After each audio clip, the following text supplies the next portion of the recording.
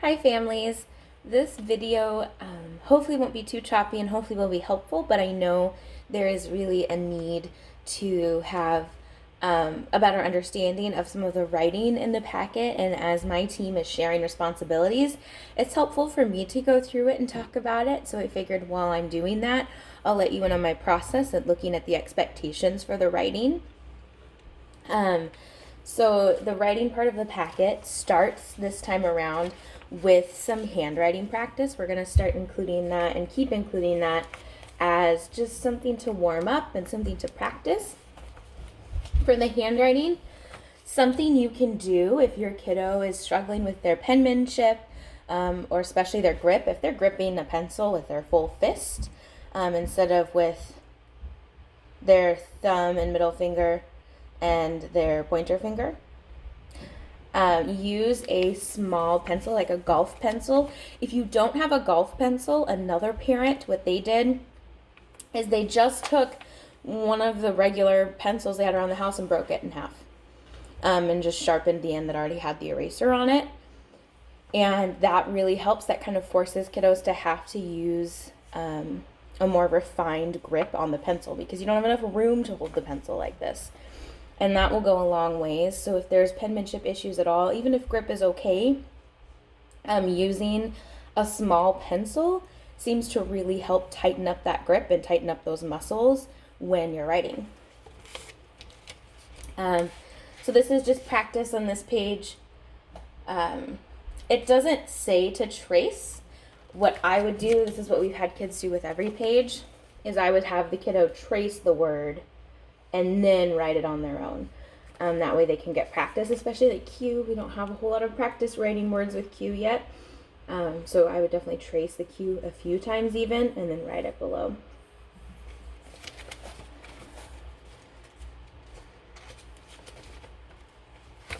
Sorry, I'm turning my page. Then there are two full writing activities. I would break these up into a couple of days. They're again based on text. So these aren't from our curriculum, but the process our curriculum for writing guides us through is that you do some form of text, and then depending on the mode of writing, you scaffold and build your writing based on the text, which I think is a strong way to do it. You have a lot of literacy connections that way. And we are still working on our information writing and fact finding and research in that mode. So that's the type of text that you'll find. The first one is about turtles, and the second one is about dolphins. I would start week 1. Don't even worry about dolphins, just do the turtle writing week 1. And then week 2, do the dolphins, and they're very similar in how they work. So with the turtles, just read it and talk about it on the first day that you do it with kiddos. Have them tell you what's new, things that they didn't know before, things that they already did know, and just have a conversation about this text, telling them stuff about turtles. The next day that you pick up this writing in the week, read it again to refresh the memory, and then you're going to write down the facts in just a list. So just one word. So it's turtles can swim, some of them, or walk slow, or turtles are slow. Turtles have shells. So it's just quick, easy, one-word answers, kind of like if you or I were making a bullet list of our quick ideas. That's what they're doing. So instead of just talking about the ideas, we're putting them down so we don't forget them. And then that's all you do that day. The next day, reading it again. So we're reading that text and coming back to it as our anchor every time. Coming to the organizer, our main topic is going to be very basic, just turtles. This is just another way to organize our thoughts about turtles and the things that we learned about turtles. And you're going to take your facts from this list and put them into these boxes. And this is great practice because if your kiddo has an idea of their fact, but they're unsure how to write that right away, they can start working on the writing process and draw. Maybe it's turtles have shells is their fact that they're doing first. They could draw a shell, and then they wouldn't even need really a full sentence at this point, but they could do a full sentence. Turtles have shells. It's really hard because this practice is differentiated even when I do it in class with students.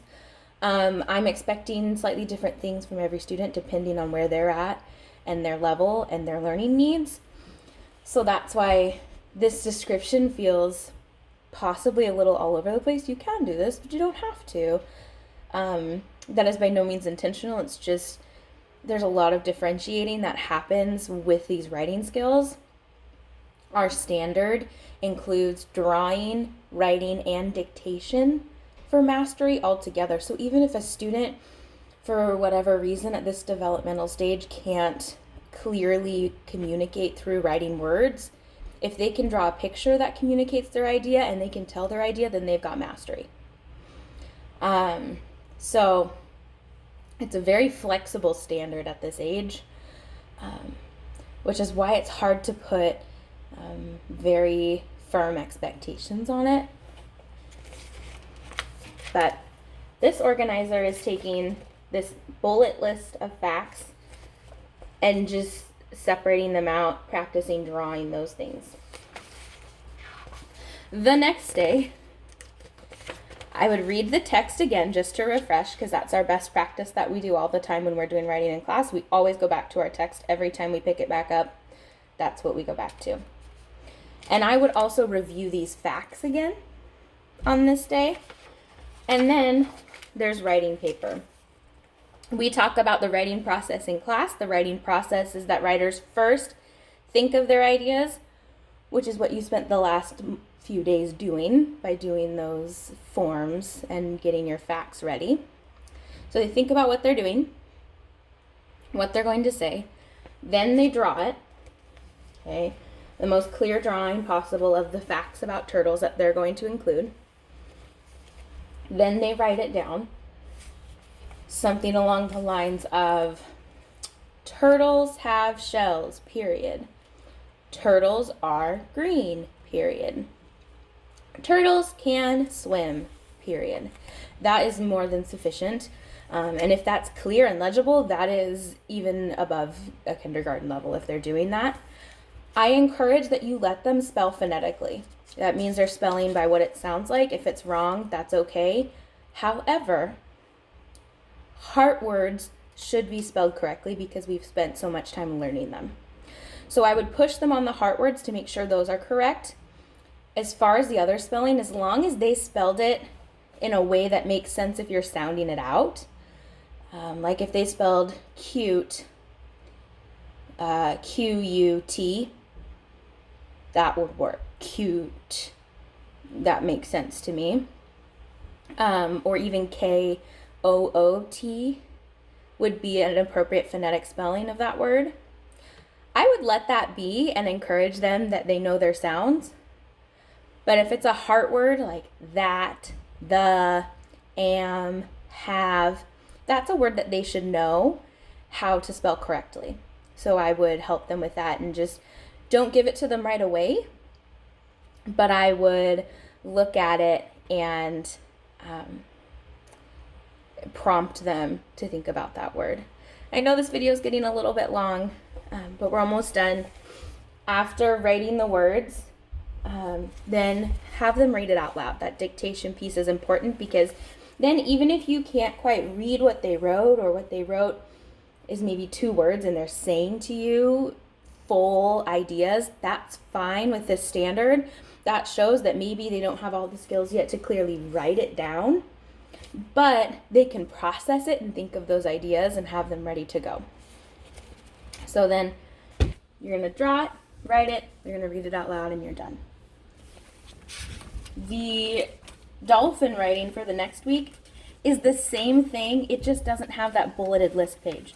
So it'll go straight from reading, then reading again, and going to this fact page, and then the writing. So it cuts one of the steps out of the scaffold.